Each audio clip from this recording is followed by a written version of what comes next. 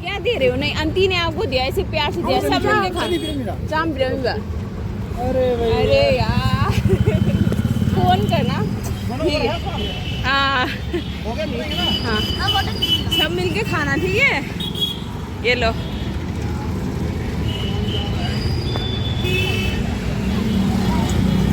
Bye, अच्छे से जाना, गाड़ी देख देख के जाना।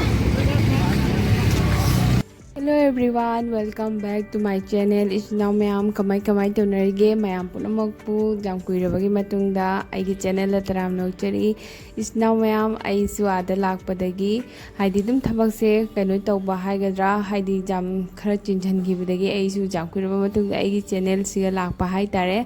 अदा मैम आइगी ngasiगी ब्लॉग से आइना दिल्लीदगी ट्रांसफर लाकपगी ब्लॉग नि मैमसु अदुम खंगमनी। अदु मैम लाकपा मतम यौरबनिना यामना हाइदि इमोशनल ओइखरे। आई ममांगदस मैमना खतंग कप्पा थेंगनागिबदो अदुगिदो हाइदि नहांगैदि लैबा मतमदुगदु जामना हाइदि नुंगाइबा दुमाना तौबदो आइदि आइना एन्जॉयमेंट ओइबदो ओइदेबको दिल्लीगी हाइदि मागी कइनोसे एनवायरनमेंट से। अदुगा हलकपा मतमददि हलमदाइ मतमददि हाइदि लोइना मयाम पुनम थोरक्तन खोरक्तना अददि नहांदगी लैमिनरकपैना दुम मयादि खरा यावे। हाइदि हलमदाइ मतमसे फना हाइरसु मफमदोमा थादो लाकपा मतमदा आइना लेरम मफमदो यामना नुंसी। अदुदो असिगैसिगा पोचे थिंदोरइसिना आइगे हस्बैंड की ममानबा ngतनी मोय चारे चामिनबा तुमे तुमिनबा ड्यूटी पुने चमिनबा आइगोंदगी हेना मोयगे हेना जामना क्लोज लय हाइदोनिको। अदुगा दोय अमा खक्ति माक्ति खोइदगी हाना जम्मूदो पोस्टिंग चटखरे। अदो मोय हुम जाम लुना तिनेयबको। अदा नुंगाइते मोयसु जाम थिना नुंगाइतेको मोयसु emotional ओइना पोचे पुनमक्से Moyna लोइना थांदोकपिरैनेबको। Moyna लोइना थांदोगा हाइदि सुमाइना खोइदि आदगी posting लामदाइ मतमसे अखोइ केमदा नते दोइदि family लेमिनारसु अखोइ तिनाबा ममानबसिंगो लागा हेल्प तौनेबा। अदो अखोइ पोचे सिसु जाम जामे। अदो अखोइ हजि स्टेशन जौरे स्टेशन से गाड़ी कासे मोयगी आइगे हस्बैंड ममानबसिंगो अदुदोना मोय लोइना लोकल गांगबुनि अदुगा गांगनरगा थारैनि। अदो आइगे पोटसिचु पोट बैग 12 सुइयेबको। अदो इ पोट बैग सिसु चावबा। अदो अखोइ स्टेशन जे जौरागदि खरा गड़बड़ तौरे हाइबदि मोयना अखोइगी पोट बैग से जामबा उबसिगने हाइदि कइनो हाइबनेको लुपा लिसिंग 5 पिवोइनाने। अदैदि अखोइना हाइनरगा अकोमदा अखोइ गांगनरगा अखोइ लुपा 4,500 तौर पुरिनेबा।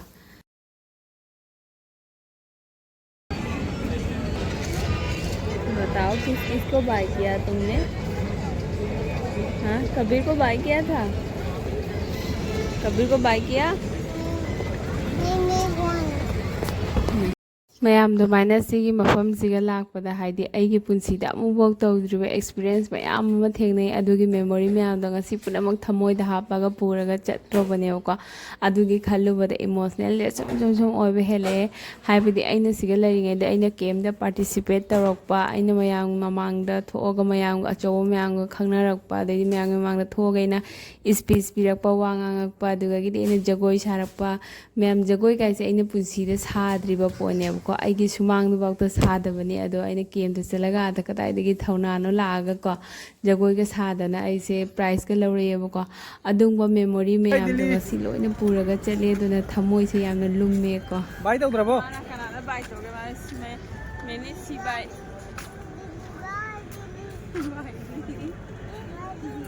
मैं बनाओ के फिर आऊंगा।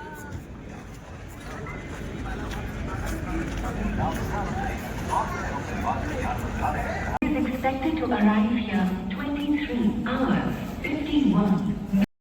Ma'am ngasidi haisu haibani thamoije jam thina lummeko haidi अखोगी पाथोकदोरे हाइदोनिको। अदो अइना लाक्ट्रिङै मतमसिगा मयामना चाक कौरिबा अदि मोय गिफ्ट पिनरिबा अदुइदि अइना मुसोना पोचै लोइसनबदा मपान थोकपा ngamdriba अदुगाइदि मोय मयामना आई उनबा लाइबा हाइदि मयाम स्टेट मयामगी पुल्लगा दुमाइना तौरगा फंगनबनिना याम नुसिने हाइतारे। अदुगाइदि ꯃꯌꯥꯝ ꯁꯤꯒꯤ ꯑꯋꯥꯕꯁꯤꯗꯤ ꯀ꯭ꯋꯥꯇꯔꯗ ꯂꯩꯕ ꯃꯤꯅꯗꯤ ꯑꯗꯨꯝ ꯃꯌꯦꯛ ꯁꯦꯡꯅ ꯈꯪꯕ ꯉꯝꯒꯅꯦꯕꯀꯣ ꯑꯍꯥꯟꯕ ꯆꯠꯄ ꯃꯇꯝꯗꯗꯤ ꯃꯁꯛ ꯈꯪꯅꯗꯕꯅꯤ나 ꯍꯞꯇꯥ 10 ꯆꯪꯉꯦꯕ ꯐ꯭ꯔꯦꯟꯂꯤ ꯑꯣꯏꯅꯕ ꯀꯧꯅꯕꯗ ꯃꯗꯨꯗꯒꯤꯗꯤ ꯇꯤꯟꯅꯈ꯭ꯔꯕ ꯃꯇꯨꯡꯗꯗꯤ ꯁꯨꯃꯥꯏꯅ ꯍꯜꯂꯛꯄ ꯃꯇꯝꯗꯗꯤ ꯊꯃꯣꯏꯁꯦ ꯀꯥꯏ ꯍꯥꯏꯗꯤ ꯃꯈꯣꯟ ꯊꯣꯛꯅ ꯀꯞꯅꯩꯌꯦꯕꯀꯣ ꯋꯥ ꯂꯥꯎꯅ ꯑꯗꯣ ꯑꯩꯈꯣꯏꯅ ꯀ꯭ꯋꯥꯇꯔꯗ ꯄꯨꯟꯅ ꯂꯩꯃꯤꯟꯅꯗꯕꯅꯤꯅ ꯅꯨꯡꯗꯥꯡꯗ ꯏꯃꯥꯟꯅꯕꯤꯁꯤꯡꯗꯣ ꯂꯥꯛꯇ꯭ꯔꯦ ꯃꯣꯏ ꯑꯌꯨꯛ ꯅꯨꯡꯊꯤꯟꯗ ꯂꯣꯏ ꯂꯥꯛꯑꯝꯃꯦꯕ ꯌꯥꯝ ꯅꯨꯡꯉꯥꯏꯇꯦ ꯃꯌꯥꯝ ꯁꯤꯒꯤ ꯁꯤꯠꯁꯦ ꯃꯈꯣꯏꯒꯤ ꯄꯣꯠ ꯈꯛꯇꯅꯤꯁꯦ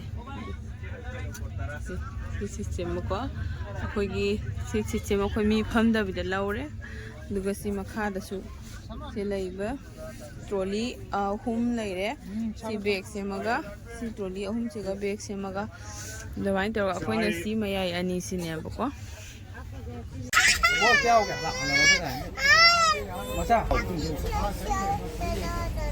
ठीक है सो जाओ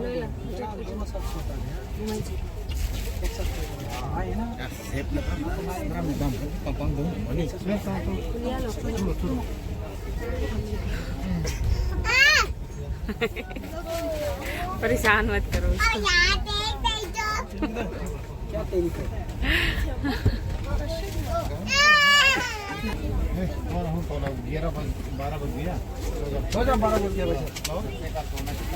Donald Yango se Pachapotun Ada Leba Sibaya, Dona Achapot Pire Nuaitabana and Seaman with the man Nuaited, Nakoita Kidore and Ningam Dona South Pine, the sign. Can I have your Pachapon do? सिवाय अभी देख रहा होगा हमारा video हाँ सिवाय तुम्हारा chips खा रहा है इंतप्पा ने सिवाय तो अभी देख रहा होगा हमारा वीडियो अच्छा है सिवाय थैंक यू बोल दो सिवाय को थैंक यू बोल दो थैंक यू सिवाय थैंक यू सिवाय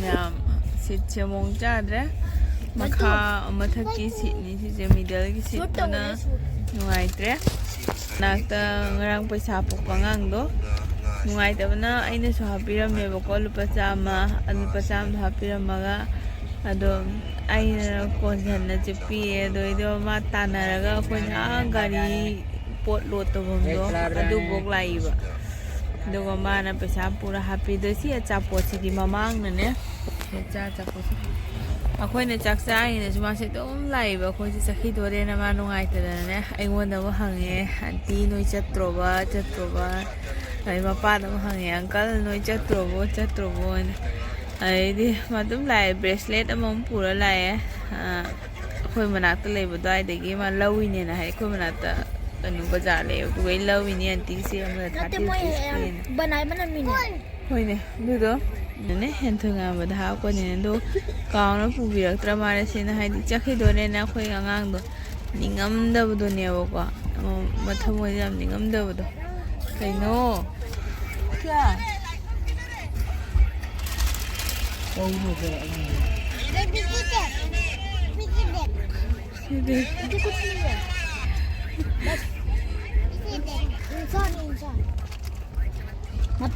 बुद्धू बना दे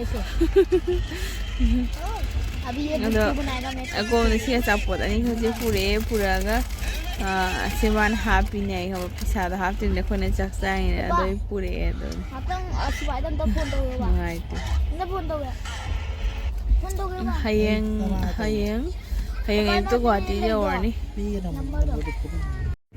मागा नाम चला बने कोले बना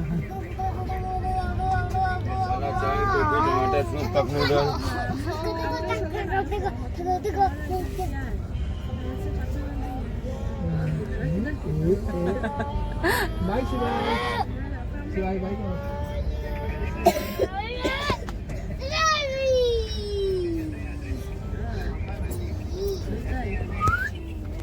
कौन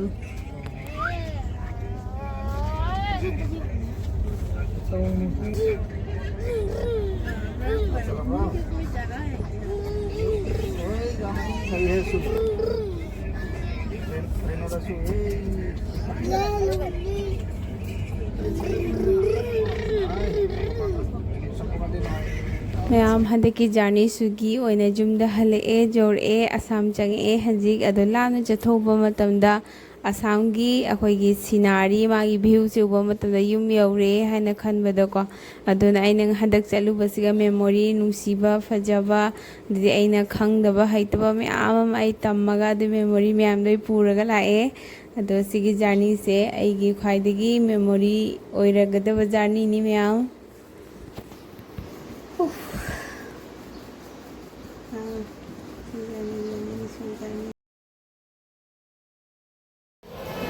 ꯃꯌꯥꯝ ꯒꯨꯋꯥꯍꯥꯇꯤ ꯌꯧꯔꯦ ꯍꯧꯖꯤꯛ ꯑꯗꯣ ꯑꯩꯗꯤ ꯒꯨꯋꯥꯍꯥꯇꯤꯐꯥꯎ ꯑꯩꯒꯤ ꯖꯔꯅꯤꯁꯦ ꯒꯨꯋꯥꯍꯥꯇꯤꯐꯥꯎ ꯑꯣꯏꯗꯣꯏꯅꯤ ꯒꯨꯋꯥꯍꯥꯇꯤꯗꯒꯤ ꯑꯃꯨꯛ ꯃꯊꯪꯒꯤ ꯅꯦꯛꯁ ꯗꯦꯗ ꯇ꯭ꯔꯦꯟ ꯐꯥꯔꯒ ꯌꯨꯝꯗ ꯆꯠꯀꯅꯤ ꯒꯨꯋꯥꯍꯥꯇꯤꯗ ꯊꯕꯛ ꯑꯃ ꯂꯩꯕꯗꯒꯤ ꯒꯨꯋꯥꯍꯥꯇꯤꯗ ꯀꯨꯝꯍꯧꯔꯦ ꯑꯩ ꯑꯗꯣ ꯃꯄꯥꯗꯤ ꯆꯠꯈ꯭ꯔꯦꯕꯀꯣ ꯄꯣꯠꯀ ꯀꯣꯟꯅꯅ ꯃꯄꯥ ꯆꯠꯈ꯭ꯔꯦ ꯑꯩꯒ ꯑꯉꯥꯡꯁꯤꯡꯒ ꯑꯉꯥꯡ ꯑꯅꯤꯒ ꯒꯨꯋꯥꯍꯥꯇꯤꯗ ꯀꯨꯝꯃꯒ ꯂꯩꯍꯧꯔꯦ ꯊꯕꯛ ꯑꯃꯒꯤ ꯑꯗꯨꯅꯤ ꯃꯌꯥꯝ ꯒꯨꯋꯥꯍꯥꯇꯤ ꯌꯧꯔꯦ ꯍꯧꯖꯤꯛ ꯒꯨꯋꯥꯍꯥꯇꯤ ꯁ꯭ꯇꯦꯁꯟꯗ